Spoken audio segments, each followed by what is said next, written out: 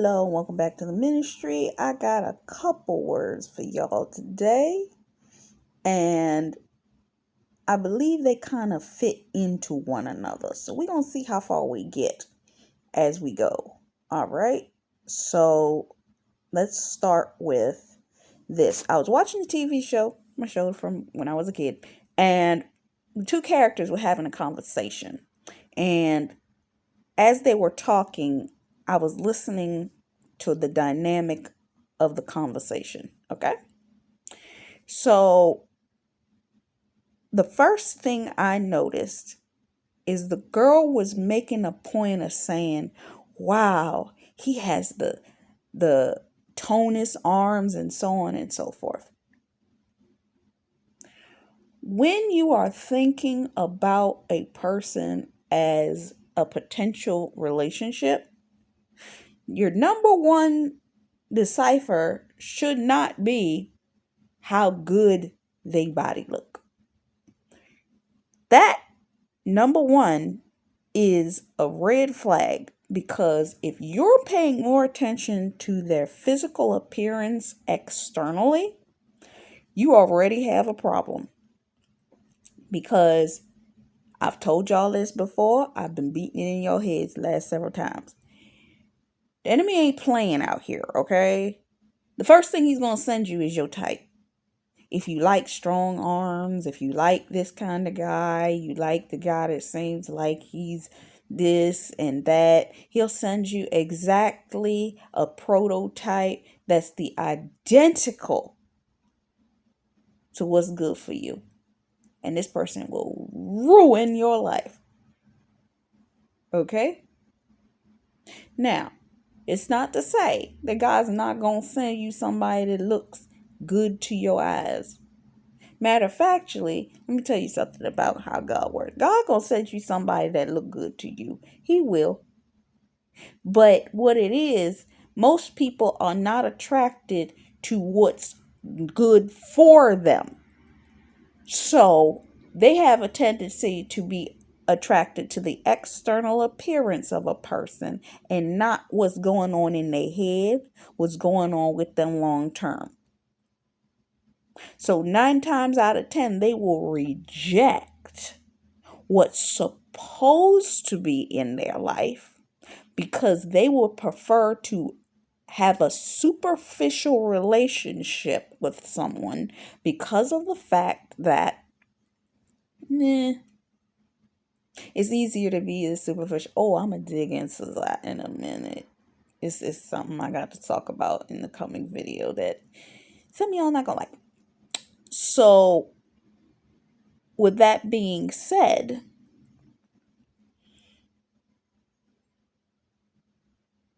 the first thing that the person said is he's a nice guy. Oh, let us go here.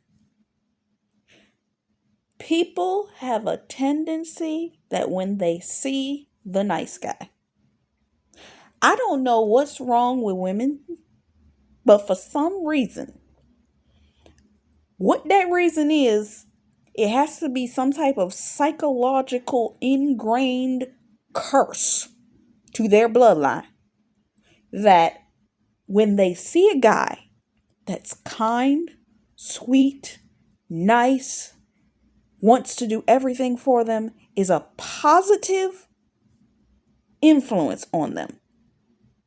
What's wrong with him? Why do I want that? He was too nice.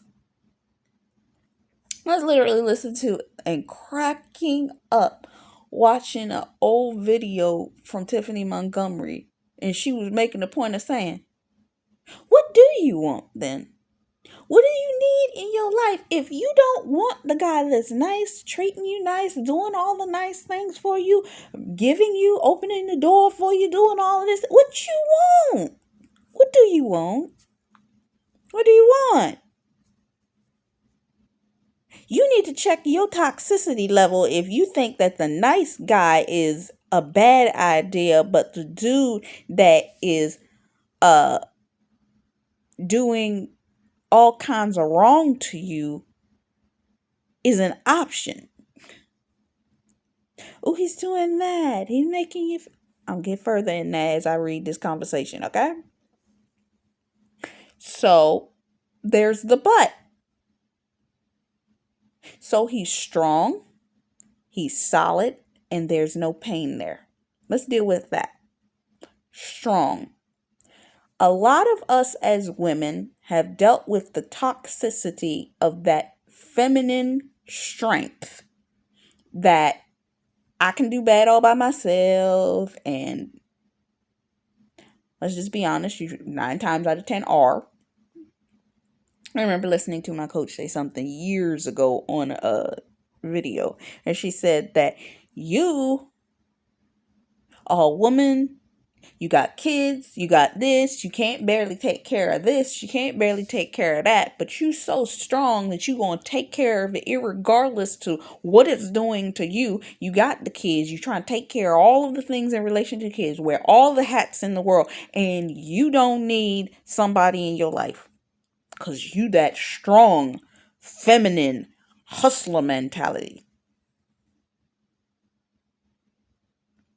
So when you meet a man, and I'm going to tell you this. I was listening to something, and this guy, he always comes on Magic 95. He used to play Robert on one of them TV shows growing up. But I saw a enclosed conversation with this guy.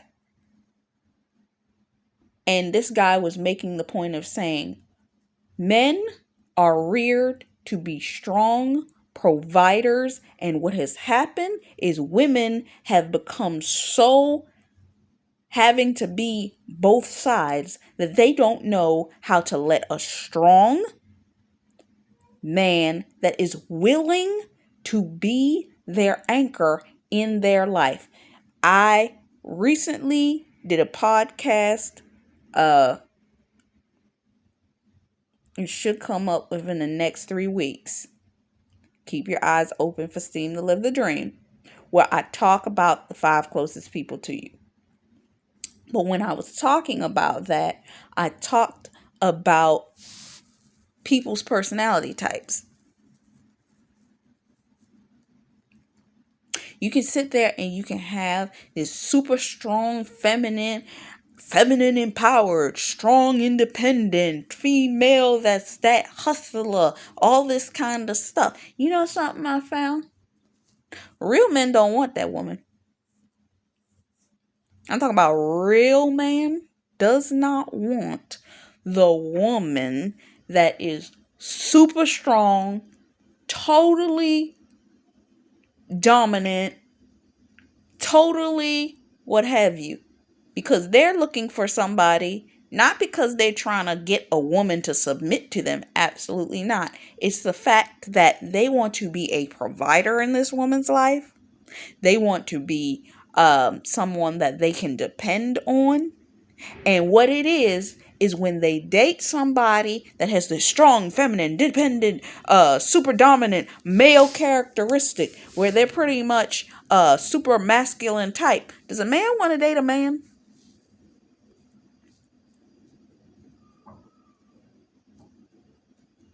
I'm just saying, do you think a man want to date a man? Now, there are men that are dating men, but if they dating men, there's a reason for that.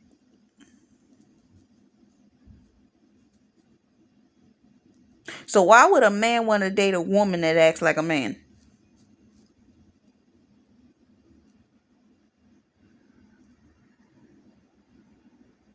They don't want to be in a relationship where they competing with this woman. I remember hearing a lawyer say this years ago. She has this very dominant personality. It was this TV series web series called AfterBuzz TV, and they were reviewing the TV show Scandal. And this woman was talking about she was in a relationship, always stuck in my head. She was in a relationship, and she was soft and kind and sweet and could be whatever this guy wanted.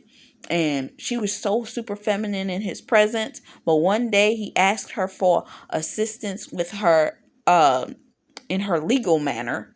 And she was like, yes, I get to show him who I am. And she's like, I get to be the boss and da da da da da at her work, because she's like, I get to run this meeting and do all this because I'm defending it for him and da da da da. And she does her biggest and her best job, being the strong and powerful woman that she is in her job.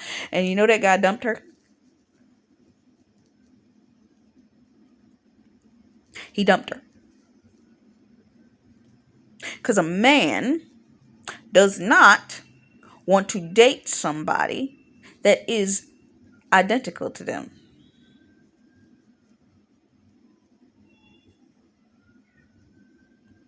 Too strong. Solid. Let's talk about solid. We as women, especially if we had people in our lives that we could not depend on, we had to be our own solidness in our life. We had to balance ourselves out solidly and do everything ourselves. We had to, even if we were sick, even if we didn't feel well, if we didn't feel like doing it, guess what? If we didn't get up and do it, it wasn't going to get done. But what about when there is a solid man? One, he's not intimidated by you and who you are as you walk through your life, what you're called to do. He understands your identity. He understands what you're called to be. He understands everything that is who you are. And he's desiring to be that solid foundation that you don't have to worry no more. Something wrong with that. There's no pain there. Wait. Okay, let's get back to that woman. Remember the woman that when she met the nice guy, she was like, he too nice? I remember listening to somebody, I'm pretty sure it was probably Tiffany Montgomery, and she was making a point of saying, so what you want? You want somebody that's beating on you?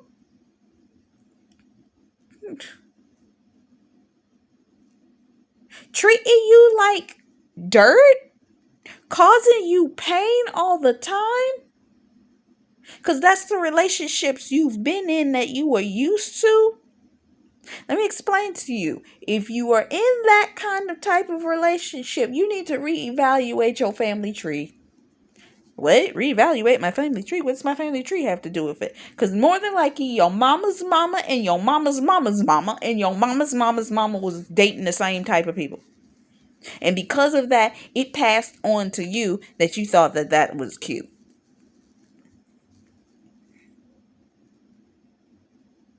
You thought that he got to be a bad boy. He got to be strong. He got to have that element about him. He got to be able to defend me. He got to be able to... And usually when people choose that guy is insecure. He may even be abusive. He may be verbally abusive, if not physically abusive. But he the bad boy.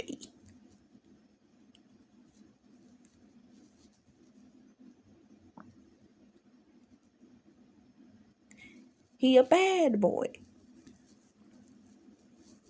Now, to the contrary to that, sometimes you'll get in a relationship with somebody that you should be in a relationship. And the reason that there is pain is because you are not used to being in a relation with somebody that has a positive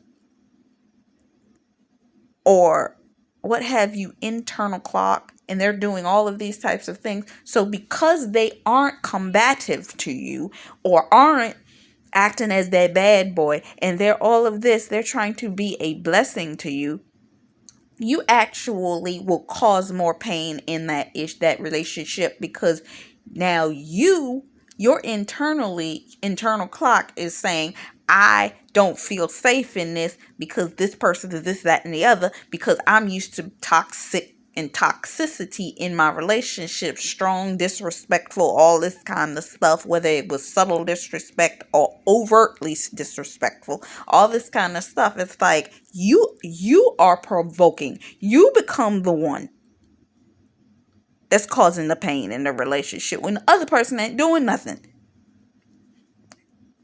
And it's almost like you're trying to provoke them to do something because you don't feel safe because of the fact that you're used to toxicity and this doesn't feel good to you. Because now you have to identify the fact that you got toxicity in you. So you then now start to act like a narcissist and try to figure out how you can control the relationship. I've seen it. Her friend turns around and tells her, you should probably run if there's no pain there. No, the solid is solid and he's strong. Yeah, you should probably run. And her friend was being sarcastic, to be honest with you. But that's what a lot of women do. And sometimes men will do the same thing. Flip it. It'll work the same way. When they notice that this is a solid relationship, that there's no issues, that the person has the right amount of positivity, strength, or submissiveness to the relationship, and there's no pain there, the guy will run too.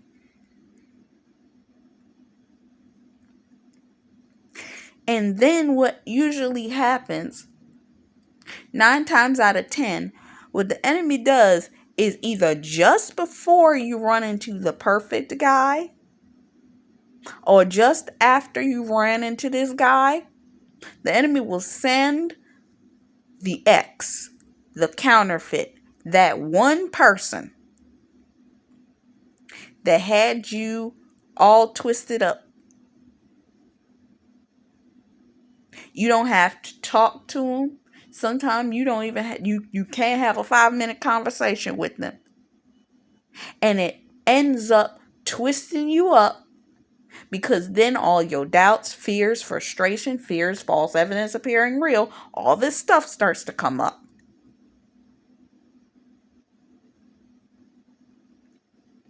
Because what the enemy wants to do is bring in doubt. His point is to bring in doubt so that you will reject what God's trying to bring into your life, and confusion will occur. So the question is, can you have love without pain? Yes! Oh my God! Yes, you can have love without pain. But there is a parameter to that. 1, you have to desire it. You have to pray into that. You have to seek that. And then you have to change. So when this love comes into your life, you're willing to do the type of inner work necessary, that you aren't the one causing the pain. And this may be something that you may both have to do together. It's a prayer that I learned from Tiffany Montgomery that literally goes, I'm going to have an exemplary relationship. I'm going to have an extraordinary relationship. I'm not going to have the toxic relationships that other people have had and try to project upon me because of what they believe. We are not going to argue. Some of y'all, you terrified at that thought. You wouldn't even pray that prayer because you wouldn't know what to do with the person. There's not going to be an argument. There's not going to be something that I can sit up there and say, well, I knew it. If you're sitting there going into a relationship waiting for somebody to do it, I knew it. You need to stay out of relationships and you need to deal with yourself, because you operate in a level of control and pride that you just waiting for the other shoe to drop. Sit down and deal with yourself, because you can have a positive, pain-free relationship. You can have a fiery and passionate relationship. But guess what? You can have it in the bedroom. Have you ever thought of what it will feel like to have a relationship where the fight is in you coming together to come against what it is that's trying to tear you apart? You don't fight your partner, you fight with your partner. You come together in a spiritual dance that when the enemy come up against you, that you are fighting together in a tandem, that the two of you are side by side fighting instead of screaming at each other. Because you'll be so much stronger together when you fight in that manner and that intensity, that when you spiritually align and you understand what fight you fighting, and you come together with the knowledge and the wisdom that you have, and you let that man be the man in the relationship and you be the woman in the relationship, and you learn your positions and you work them so that when you see the enemy coming, y'all come together arm in arm, locking arms, and you fight together, not fight each other. And when pain comes in, life is life gonna be lifing. I always remember the conversation that Medea had in the movie One Big Happy Family, where she talks about the fact that, oh yeah, you're coming into that age range. You got family. Children gonna move on to graduate. Parents passing away. Some people gonna have more children. They're gonna be family this issues and family that issues. Understand, don't make other people's pain and issues you and your spouses, you and your partner's pain and issues to ingest that in your relationship and then start fighting with each other. Understand that this is a pain-free zone, and what did I just say? You fight side by side, arm in arm, not face to face with each other. And I'll tell you this,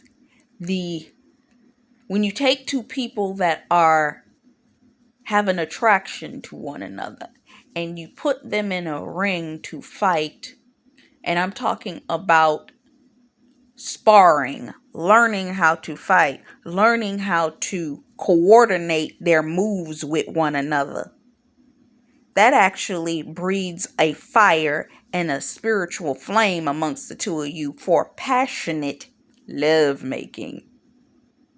Don't nobody hear what I said. Passionate love making. There will be moments when the Lord will allow there to be a thorn in your side. It keeps you humble.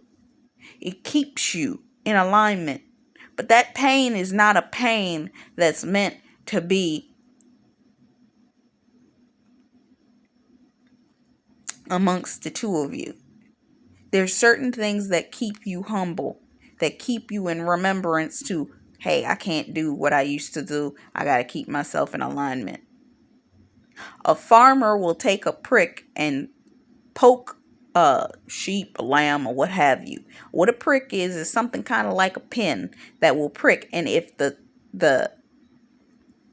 animal's going in the wrong direction, that prick, he will press it. And as he keeps pressing it, it will steer them back into the right direction. You will have pricks in your relationship. There will be pain like that. But that's only to remind you, get yourself back in order. What is this prick? 9 times out of 10, it's that internal GPS system that lets you know, hey, you're going in the wrong direction. I'm going to give you a siren internally, let you know ever so slightly. Hey, you're headed in the wrong direction. Pull it back. Harness yourself now. You ignore it, the prick's going to get harder and more uncomfortable. Then it's going to get louder spiritually. Hey, you're going the wrong direction. I need you to steer clear and get yourself back in order. You don't do it, it's going to get louder. And then you're going to start noticing, as I always say, what goes on internally reflects outward on your external environment. If you stop getting yourself in check and your spouse stop getting themselves in check, you're going to run into a whole bunch of confusion. Get yourself in order so that you can stay in order. Realize what's going on inside of you. Help them realize what's going on inside of them. Communication is key in all relationships. You can avoid confusion. Okay? So with this being said, get yourself in order. Order.